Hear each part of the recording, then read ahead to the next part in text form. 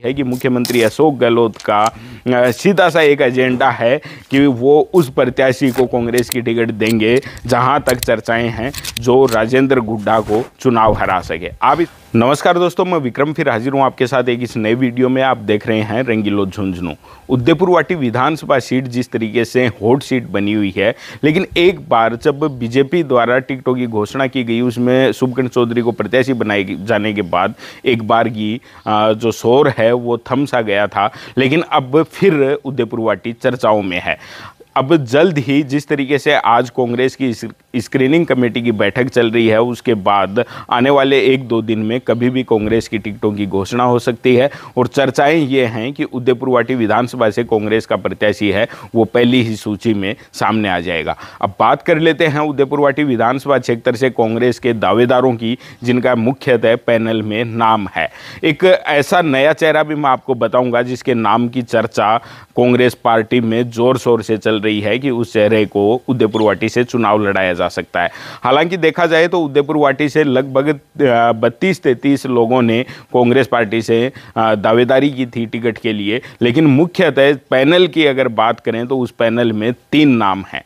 जितनी हमें जानकारी मिल रही है उसमें सबसे पहले नंबर पर नाम मुरारी सैनी का आ रहा है। मुरारी सैनी जो मुख्यमंत्री के काफ़ी करीबी माने जाते हैं और सैनी समाज से आते हैं, तो जातीय समीकरण और मुख्यमंत्री से करीबता और पिछले काफ़ी समय से कांग्रेस पार्टी में विभिन्न पदों पर रहकर काम कर रहे हैं, तो सबसे पहले नाम चर्चा में जो है वो है मुरारी सैनी का। उसके बाद पैनल में नाम है रविंदर भडाना का, जिन्हें शायद इस बात का फ़ायदा मिल सकता है कि जब से उन्होंने कांग्रेस ज्वाइन की उसके बाद पिछला जो विधानसभा चुनाव था उसमें भगवाना राम सैनी को कांग्रेस ने प्रत्याशी बनाया, तो वो उनके साथ रहे और पार्टी के साथ मिलकर उन्होंने काम किया और गुर्जर जो समाज है उसको साधने के लिए भी शायद रविंद्र भडाना को भी टिकट मिल सकती है। वहीं पैनल में तीसरे नंबर पर नाम है पिछली बार प्रत्याशी रहे भगवाना राम सैनी का। हालांकि क्षेत्र में जो दावेदार हैं वो अलग अलग तरीके से अपनी सक्रियता दिखाते नजर आ रहे हैं और एक चर्चा में नाम संदीप सैनी का भी काफ़ी है, लेकिन जितनी जानकारी है पैनल में वो नाम नज़र नहीं आता, लेकिन संदीप सैनी राजेंद्र गुड्डा को पूरे तरीके से काउंटर करते हुए नजर आते हैं। राजेंद्र गुड्डा के मुख्यमंत्री को लेकर दिए हर बयान के खिलाफ बेबाकी से अपने जवाब देते संदीप सैनी क्षेत्र में नजर आते हैं। अब बात करते हैं उस चेहरे की जिस चेहरे के नाम पर भी उदयपुरवाटी और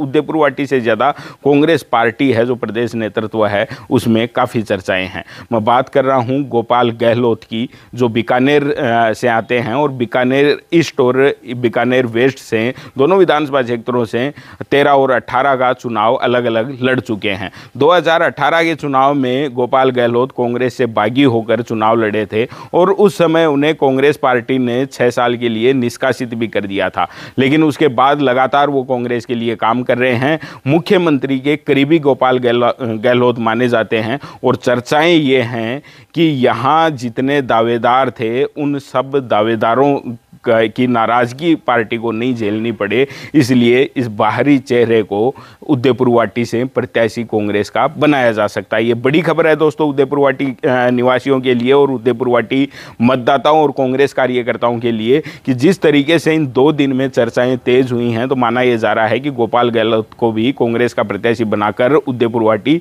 भेजा जा सकता है। आपको बताता चलूँ कि गोपाल गहलोत हैं, उनके नवलगढ़ और उदयपुरवाटी में कई रिश्तेदारियाँ हैं और पिछले कुछ दिनों से उदयपुरवाटी में सैनी समाज में वो सक्रियता से लगे हुए भी हैं। वहीं अब बात कर ले मुरारी सैनी के बारे में कि मुरारी सैनी जिला कांग्रेस कमेटी के अलग अलग पदों पर रहे हैं। ओबीसी प्रकोष्ठ का पद उन्होंने संभाला है और मुख्यमंत्री से करीबता की बात यह है कि शांति और अहिंसा विभाग है उसमें भी अब जिम्मेदारी वो संभाले हुए हैं। टिकट की पूरे तरीके से दौड़ धूप है। जो पैनल में नाम है अगर उन्हीं में से किसी एक के ऊपर मोहर लगाई जाती है तो सबसे पहले नाम मुरारी सैनी का आता है, उसके बाद रविंदर भडाना का। तीसरा जो पैनल में नाम है उसमें क्षेत्र में भी चर्चाएं हैं और पार्टी में भी हैं कि जिस तरीके से भगवाना राम सैनी पिछले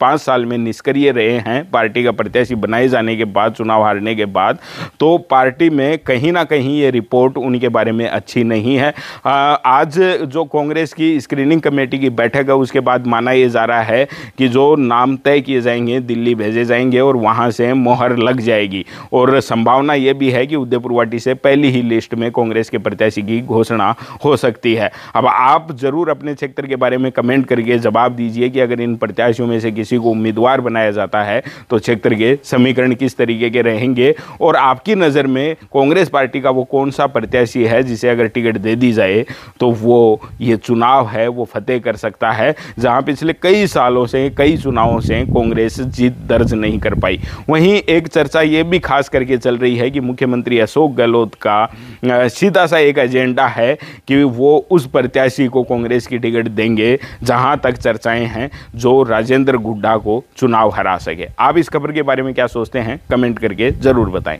धन्यवाद।